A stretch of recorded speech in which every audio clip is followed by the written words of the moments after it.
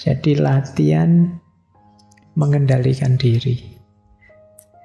Kamu harus siap mental, siap material, siap sosial, siap spiritual menghadapi kesulitan hidup. Hidupmu tidak akan senang terus, tidak akan bahagia terus, tidak akan nyaman terus. Kalau kamu tidak siap menghadapi yang tidak nyaman, yang tidak menyenangkan, yang tidak membahagiakan, akan sangat berat.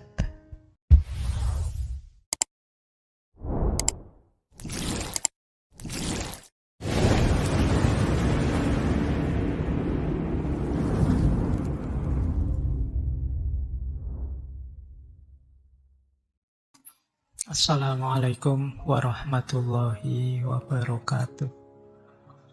Bismillah. Mari kita lanjut lagi belajar kita, ngaji kita. Ini menarik karena Murphy's Law itu kan mikirnya kebalikannya. Murphy's Law itu tidak ada buktinya, tapi dia tetap benar. Kenapa begitu? Kalau kita coba membuktikan, buktinya mesti salah. Tapi begitu loh, ini dibuktikan tapi tetap salah, yaitu Murphy's Law. Dibuktikan benar tetap saja salah. Makanya Murphy's Law terus jadi tetap benar. Jadi dia tidak bisa salah. Itu kan, ini kalau di ilmu logika namanya tautologi. Jadi permainan perputaran kata saja. Tidak ada kenyataannya yang bulat di kata-kata saja kayak orang kampanye. Jadi kan ada itu kan contohnya tautologi itu begini loh. Misalnya dulu pernah saya contohkan ya, semua yang ada di masjid ini pembohong misalnya. Terus sampean bales karena tak sebut pembohong tidak terima. Loh berarti bapak juga pembohong dong. Bapak kan ada juga di masjid ini. Oh iya ya, saya ada juga di masjid ini, berarti saya juga pembohong. Tapi kalau saya pembohong, berarti kan maknanya kebalikannya. Kalau saya ngomong semua di masjid ini pembohong, karena saya pembohong, berarti maknanya semua yang di masjid ini jujur. Tapi kalau semua di masjid ini jujur, berarti yang saya katakan tadi benar dong. Semua yang di masjid ini pembohong. Lu kan muter lagi. Nanti pikirin sebelum tidur, kamu lah bingung. Ini pasnya semua yang di masjid ini pembohong apa jujur Pak? Lalu kalau kamu bulat itu tadi ruwet, tidak ada akhirnya itu. Itu yang disebut tautologi, permainan kata. Baik, ya sama kayak Murphy's Law ini. Kalau secara permainan ya tidak bisa dibuktikan salah dia. Begitu salah, ya itu memang Murphy's Law. Murphy's Law itu barang benar terbukti pada akhirnya salah. Tidak bisa dibuktikan pasnya. Baik, sekarang kita tidak di situ ya. Kita masuk ke dari Murphy's Law ini apa sih yang bisa kita pelajari? Yang pertama, banyak di antara kita yang mindsetnya seperti Murphy's Law tadi. Mikirnya jelek terus, yang negatif terus, nganggap hidup ini berat. Tadi ya, pesimis, kemudian fatalistik, kemudian tidak mampu mengontrol, mengendalikan diri. Orang seperti itu kadang-kadang penuh dengan tension, ketegangan hidupnya. Kalian kalau mengikuti Murphy's Law tadi kan kamu selalu ini sebentar lagi ada bencana apa yang datang. Kesulitan apa yang hadir. Itu tension, kamu tegang terus. Dot itu ragu-ragu. Mau apa-apa takut. Saya mau minum sih tapi nanti kalau nggak cocok gimana. Kalau nggak sesuai gimana. Tapi ya orang haus minum saja.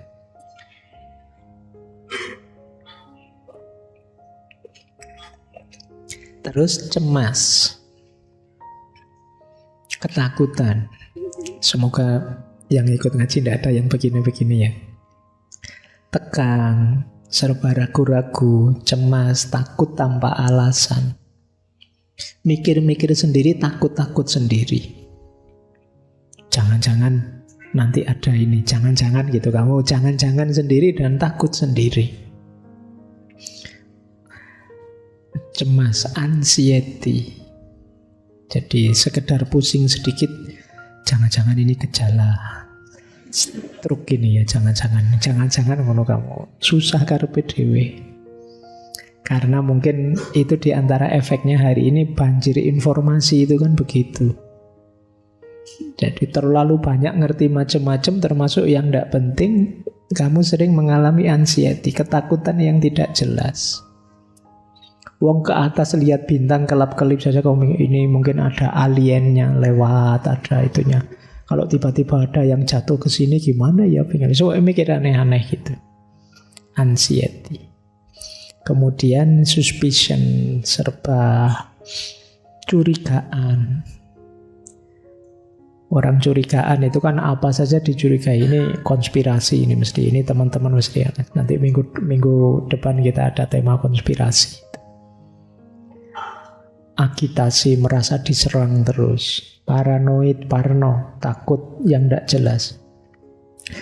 Ada tidak di sini yang terlalu sering mendengarkan konten-konten horor misalnya terus wedi karepe dhewe, pikirannya mindset gitu semua. Nanti ada tetangganya jualan terus laku terus, wow itu pesugihan apa yang dipakai. Jadi mikirnya jadi gitu semua. Nanti ada temenmu dapat pasangan, wah itu mesti pakai pengasihan itu, wah itu pakai susu apa, itu pikiranmu ke situ-situ terus. Ada angin, wah ini penghuninya sedang menyapa ini. Wong yo kipas angin, itu kamu mikirnya aneh-aneh. Nah, kadang-kadang juga ada rasa malu. Di antara pengaruh-pengaruh negatif ini yang jadi sumber hari ini banyak orang menyebut generasi hari ini generasi stroberi. Jadi sering rapuh, tidak tangguh. Sejak di pikirannya sudah lemah sehingga mudah kena provokasi-provokasi, termasuk mindset seperti Murphy's Law tadi. Maka yuk penting kita mulai ya mengambil hikmah pelajaran apa dari Murphy's Law. Ada yang mengkritik begini, ini saya ambilkan kritik biar kamu tidak tenggelam dalam Murphy's Law. Ada dua orang tokoh yang terang-terangan mengkritik Murphy's Law. Yang pertama Richard Dawkins, kalian mungkin pernah dengar nama ini. Yang kedua David Hehn. David Hehn ini profesor matematika.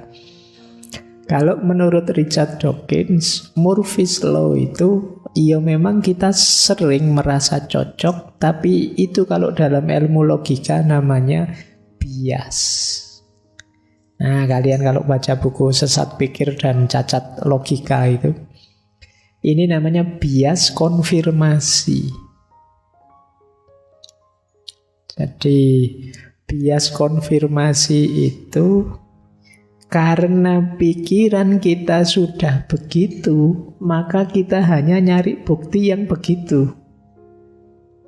Nyari bukti yang mengkonfirmasi kepercayaan kita. Setelah ini mesti aku yang susah ini. Misalnya kamu mikir begitu. Loh, kamu akan mencari bukti yang cocok, yang mengkonfirmasi pandanganmu tadi. Seandainya terjadi sesuatu yang sebaliknya, tidak kamu anggap.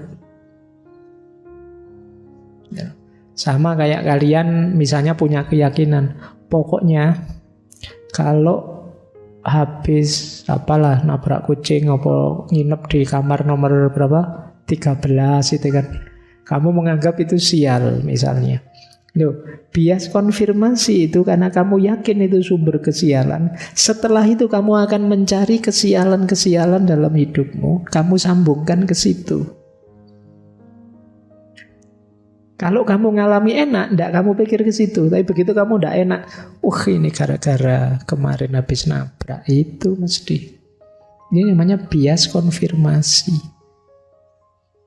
Bahkan mungkin peristiwanya sudah jauh. Kamu mungkin setelah nginep di kamar nomor 13 misalnya, hidupmu nyaman-nyaman saja. Tapi begitu kamu ngalami kesulitan apa 3 tahun kemudian, kamu sambungkan ke situ juga. Wah, itu mungkin dulu karena saya nginep di kamar nomor 13 itu. Ya meskipun mungkin tidak ada ya banyak.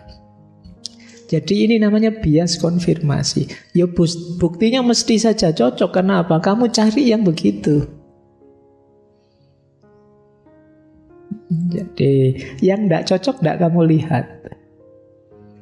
Sama kayak kamu misalnya orang barat nganggep, wah Islam itu teroris. Bias konfirmasi itu dia akan mencari fakta, data yang mendukung pandangannya bahwa Islam teroris. Di luar itu tidak akan dia terima atau tidak akan dianggap. Loh ini loh anak-anak ngaji filsafat ini loh, tidak mikir teror sama sekali. Mikirnya Indomie, mikir gitu-gitu, dia tidak pernah mikir aneh-aneh pokoknya. Mikir tidak punya duit, mikir tapi kan tidak dilihat, tidak mungkin jadi data. Data yang diambil sesuai dengan pandangan sebelumnya, itu namanya confirmation bias. Kita sering seperti itu sebenarnya. Jadi kita disetir oleh asumsi-asumsi kita. Banyak cara berpikir kita yang diarahkan oleh asumsi ini. Wah, pokoknya jangan nikah sama orang dari daerah sini. Orang dari daerah sini itu bla bla bla bla.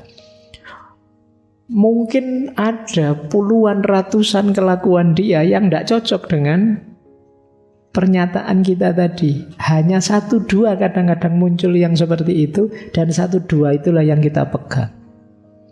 Jadi buktinya. Ini namanya confirmation bias. Kayak tadi misalnya, benda jatuh selalu di sudut yang sulit kita jangkau. Karena kita sudah yakin ini dulu, maka kalau ada benda jatuh kok mudah kita ambil, tidak kita hitung. Tapi begitu jatuhnya sulit, baru ini kita anggap, nah kan mesti sulit begini, kan mesti begitu. Kayak tadi, kamu merasa bahwa Pak, antrian yang pas saya itu loh mesti sulit, mesti lambat. Dan kamu kan selalu ingat-ingat yang pas sulit. Padahal ada kalanya mungkin saja kamu ngantri dan lancar. Tapi ini tidak kamu hitung. Yang kamu hitung yang pas kamu sulit saja. Ini yang disebut confirmation bias. Jadi hati-hati teman-teman ya. Dirimu, saya bilang tadi, disetir oleh pikiranmu. Jadi asumsi-asumsi yang ada di pikiranmu. Data dan fakta itu kamu milih sesuai kepentinganmu yang sudah kamu asumsikan sebelumnya. Itu yang disebut confirmation bias. Maka jangan kaget kalau sebentar lagi, mungkin sekarang juga sudah mulai, pendukungnya kubu sana, pendukungnya kubu sini, itu semuanya menunjukkan fakta. Hebatnya yang saya dukung, jeleknya calon yang sana. Semua akan begitu. Dengan model apa? Confirmation bias. Jadi kalau tokoh yang saya dukung mesti baik. Kalau pas ada jeleknya, tidak dihitung, tidak dilihat.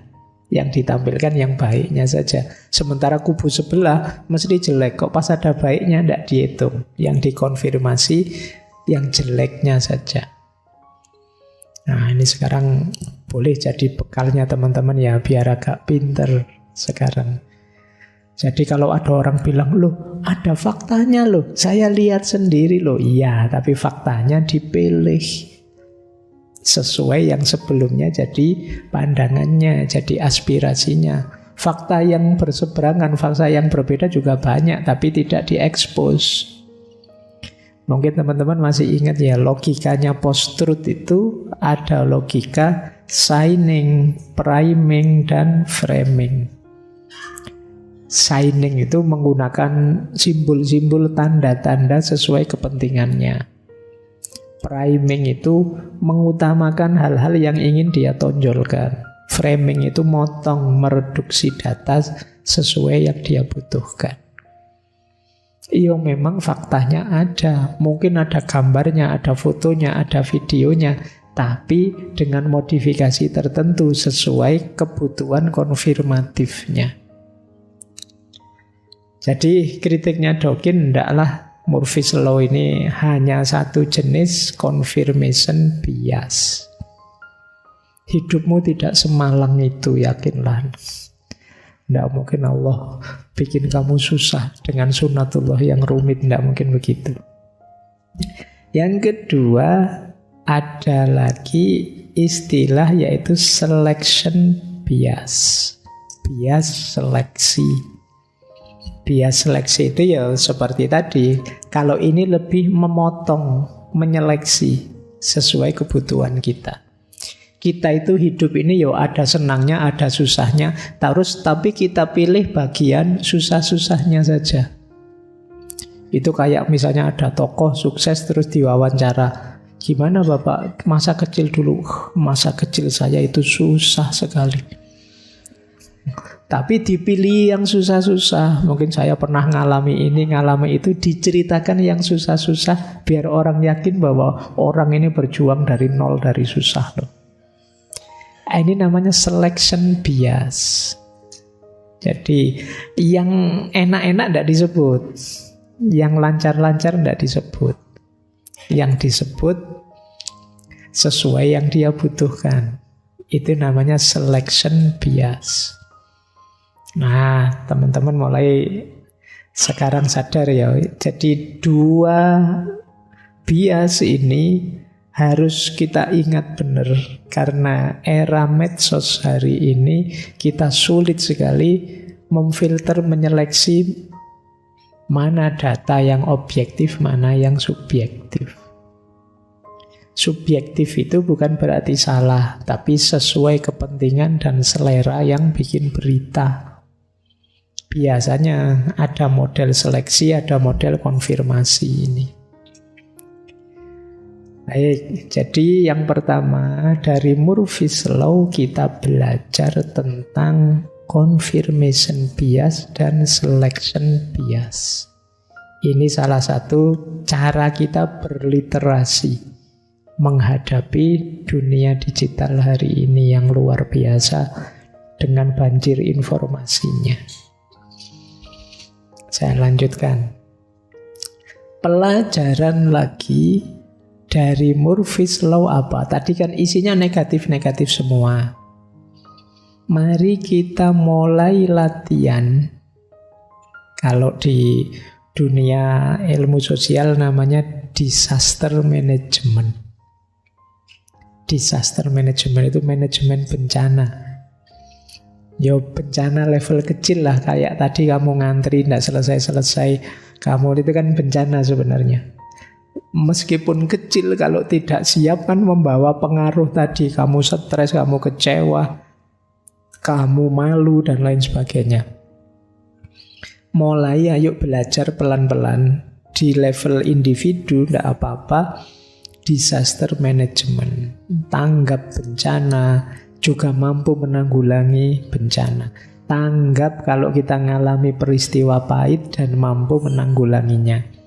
Ya ini sebenarnya dari sisi ilmu bencana secara luas sebenarnya untuk macam-macam, termasuk bencana alam. Tapi kan kesulitan-kesulitan kecilmu tadi kan sebenarnya ya setara saja dengan bencana. Kalau bencana besar ya kesulitan besar. Jangan diremehkan yang kecil-kecil tadi, karena kadang-kadang kecil-kecil bolak-balik kamu jengkel, terus kamu ngamuk. Terus akhirnya ketemu masalah besar. Dari yang kecil jadi masalah besar. Kan sering kamu lihat di TikTok itu orang disalib tidak terima. Terus jotosan di jalan. Terus akhirnya urusan polisi. Terus viral. Wajahmu nyebar di mana-mana. Kamu nangis-nangis minta maaf ya gitu. Nah itu kemampuan disaster manajemennya kurang bagus. Ayo kamu latihan. Tadi kan ada asumsi cirinya Murphy's Law itu kan orang yang kurang mampu mengendalikan diri. Yo kamu latihan, kendalikan dirimu. Dan ini mungkin sejenis keterampilan. Jadi latihan mengendalikan diri. Kamu harus siap mental, siap material, siap sosial, siap spiritual menghadapi kesulitan hidup. Hidupmu tidak akan senang terus, tidak akan bahagia terus, tidak akan nyaman terus. Kalau kamu tidak siap menghadapi yang tidak nyaman, yang tidak menyenangkan, yang tidak membahagiakan, akan sangat berat. Ya kita perlu prihatin beberapa waktu belakangan banyak sekali cerita-cerita mahasiswa yang suicide. bunuh diri. Semoga kalian tidak pernah terbersit sedikit pun yang seperti itu. Jadi perlu, hidup ini tidak mungkin tidak ada masalah. Makanya malam hari ini saya angkat masalah-masalah receh model Murphy's Law, biar kalian sadar bahwa tidak mungkin kamu free dari masalah. Harus siap. Kamu harus siap sukses, tapi juga siap gagal. Ya memang banyak di medsos-medsos hari ini, di YouTube kamu didorong untuk bermimpi besar, punya prestasi-prestasi hebat, iya. Tapi seandainya pun kamu tidak hebat, tidak berprestasi besar, bukan berarti terus kamu tidak bernilai. Saat ini pun kalian sudah bernilai. Dan ada banyak orang yang menganggapmu sangat bernilai, sangat penting. Kalau tidak percaya, tanya teman kiri kananmu, apalagi tanya keluargamu, apalagi orang tuamu. Jadi tidak ada manusia yang tidak bernilai. Setiap orang bernilai. Setiap orang berharga. Jadi ini perlu saya sampaikan karena 1 bulan yang lalu ada mahasiswa yang menghadap saya dengan keluhan 2-3 bulan yang lalu, bukan 1 bulan yang lalu, dengan keluhan yang unik. Jadi saya tidak tahu, mungkin karena belajar filsafat apa ya. Keluhannya begini dia, Pak, apa sih gunanya saya ada di dunia ini? Lah ya, Mbok yo sebaiknya ndak ada saja. Saya merasa ndak bisa apa-apa, ndak bisa memberi kebaikan apa-apa. Ngapain Allah itu menciptakan saya? Wah itu, ya makanya ini mungkin karena belajar. Itu kalau bahasanya simbah saya dulu, ngono ya ngono ning aja ngono. Agak kejeron, kita dalam itu ndak apa-apa. Tapi terlalu dalam negatif. Kalau sudah mentok, ya sudah berhenti. Pikiran itu kan dulu waktu kita belajar batas nalar, sudah kita deklarasi, pikiran itu ada batasnya. Maka, kalau sudah buntu, tidak ada jalan keluar, kamu sadari saja, oh iya ya, saya itu manusia. Tidak tahu segalanya, juga tidak mampu segalanya. Ada titik-titik di mana saya tidak mampu dan tidak bisa. Mungkin titik ini termasuk yang saya tidak mampu dan tidak bisa. Selesai. Kalau tidak begitu, terus jatuhnya kamu overthinking. Kalau sudah overthinking, hidup ini rasanya rumit dan ruwet saja. Kamu lupa bersyukur, kemudian lupa bahwa masih banyak tanggung jawab yang harus kita jalankan. Jadi latihan ya, paling tidak kalian coba bangun dirimu sendiri model disaster management ini. Ada istilah menarik, kalau ini saya ngertinya dari dunia komputer, file save system. Ini yang ngerti komputer mesti ngerti ya. Selalu persiapkan dirimu untuk jika seandainya mengalami kegagalan.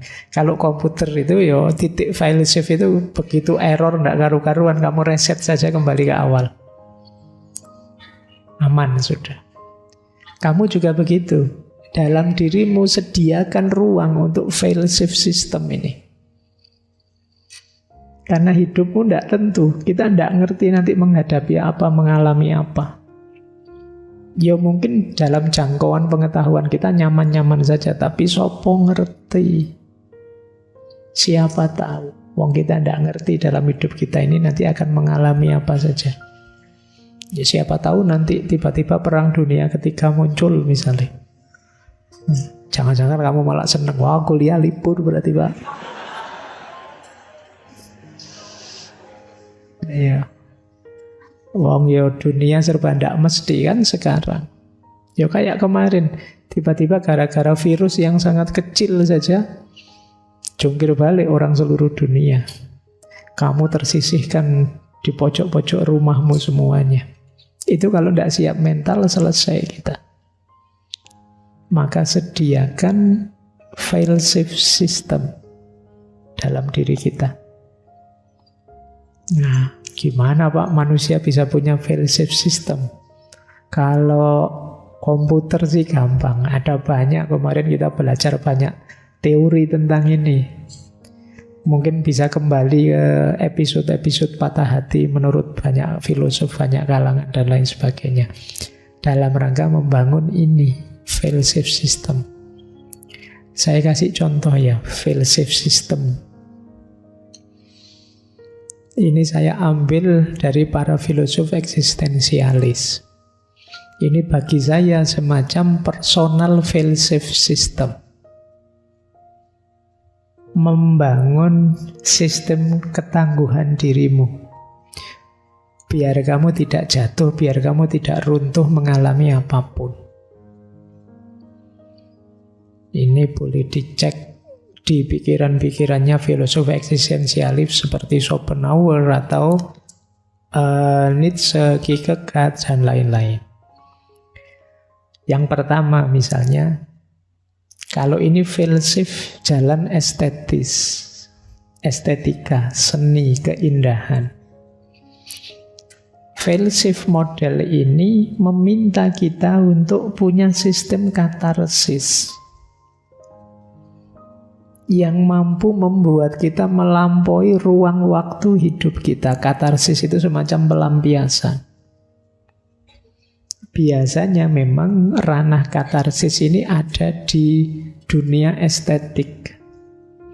Lagu, film, apalagi tari, apa saja monggo yang bisa jadi pelampiasanmu. Wah, kalau saya jenuh luar biasa Pak, biasanya saya dengerin musik yang tenang, yang syahdu, jadi rasanya melayang lupa dengan masalah. Tidak apa-apa, itulah katarsis. Terserah, mungkin ada Pak, kalau saya tidak begitu Pak. Saya itu kalau sudah jenuh pol habis ya saya jalan pokoknya. Entah jalan-jalan kemana, kalau lelah balik lagi. Apa sepedaan saya Pak, atau monggo saja. Ini katarsis namanya. Ini bisa jadi fail-safe system. Meskipun kalau katarsis ini solusi sementara. Tidak apa-apa. Kalau orang sama sekali tidak punya pembuangan dari kejenuhannya, itu nanti bisa melahirkan stres-stres, tekanan-tekanan, depresi-depresi. Asal yang positif ya, jangan yang negatif. Ya yang negatif itu ya sekalian tahu sendirilah. Saya tidak perlu mencontohkan. Yang masih dalam koridor positif, kamu mau dengerin musik mungkin oke. Kamu mau Pak, saya biasanya kalau jenuh itu nonton drakor Pak. Ya tidak apa-apa, wis nonton saja. Kalau kamu yang membuatmu lega, membuatmu nyaman. Saya ngaji Pak, alhamdulillah. Loh, ya kan tidak apa-apa, bagus yang mau ngaji. Saya tahajud Pak, saya monggo saja. Yang penting kamu ada katarsismu, pembuanganmu. Saya Pak teriak Pak, tidak apa-apa.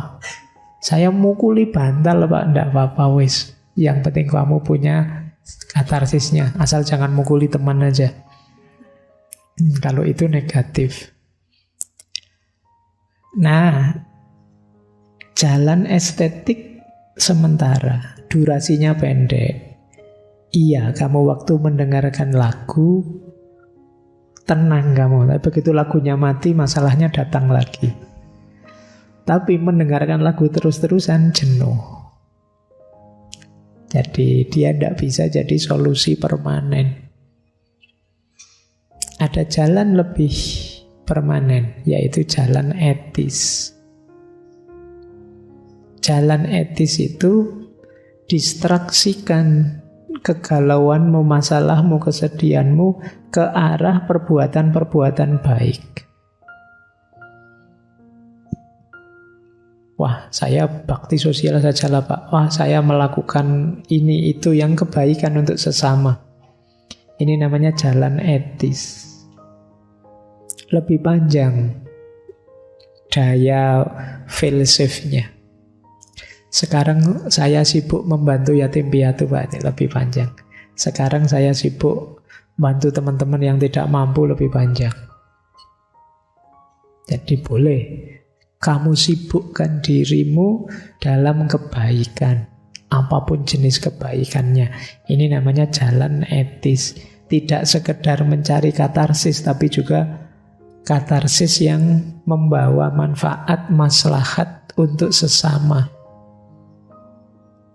Ini namanya jalan etis. Ada yang ketiga, jalan asketis. Jalan asketis itu jalan spiritual sebenarnya orang menyebutnya, tapi maksudnya kamu agak menjauh sebentar dari keramaian.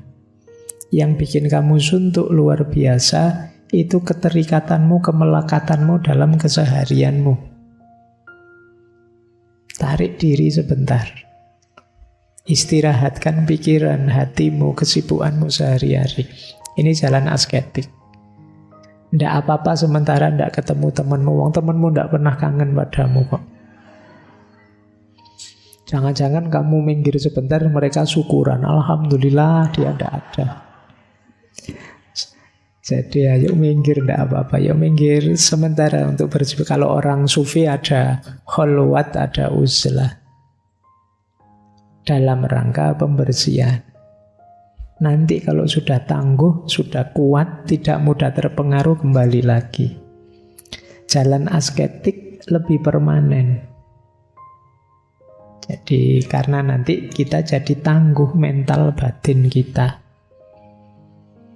Ayo ya, kamu bangun sendiri. Saya tidak tahu kamu mampunya di level mana membangun fellowship system ini. Tapi semoga kalian bisa di salah satunya ada. Jangan sama sekali tidak punya. Biar kamu tidak kesulitan nanti kalau ada masalah. Biar kamu tidak sama sekali drop jatuh. Ya syukur-syukur kamu bisa kayak ceramah dulu kalau ngaji yang dulu. Kembali pada Allah, sadar untuk lebih baik gitu ya. Kayak gitu alhamdulillah kalau bisa. Tapi kan saya tahu levelmu. Kalau dipaksa terlalu tinggi malah tidak jalan. Kamu cari sendiri ya paling tidak katarsis-katarsis. Dari estetik, etis maupun asketik.